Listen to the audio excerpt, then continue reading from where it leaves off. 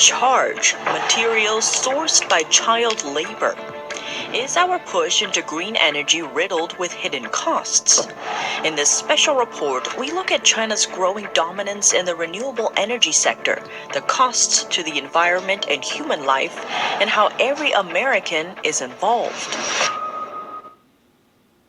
Welcome to China in Focus. I'm Tiffany Meyer. The U.S. seems to have declared war on fossil fuels.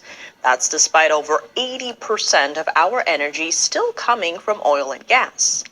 Headlines touting that green and renewable energy will protect the environment, create a better future for our children, and revolutionize our lives.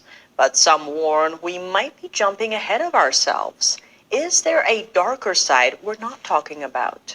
Under the guise of green energy and trying to make everything a very positive experience. The fact of the matter is there is child labor involved in bringing the minerals out of the countries that we rely on for our wonderful clean vehicles and power. And so they're kind of a misnomer that we can feel good when it's really relying on child labor. Silicon Valley author Ann Bridges notes this isn't a new realization, but it has been getting slightly more attention lately.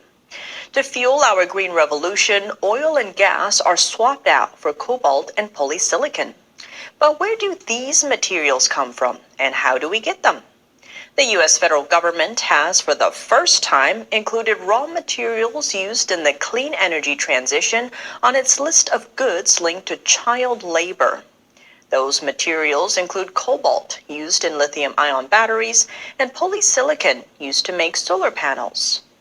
That report noted the Republic of the Congo in Africa is responsible for around 70% of the world's cobalt, and a large chunk of that is sourced through child labor.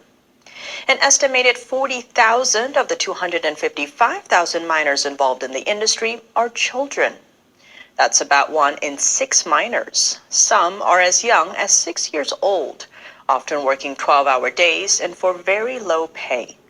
A company called Electra Battery Materials says demand for cobalt increased by 22% in 2021, while some estimates say it could grow 30% by 2025. So cobalt. Joe Biden, his son, is heavily involved in it. I made a video about that on my YouTube page, DFT Williams on YouTube. So, the Democrat Party, AOC, Joe Biden, and the whole Democrat Party is using child labor to push their green agenda. They are using child labor to push their green agenda.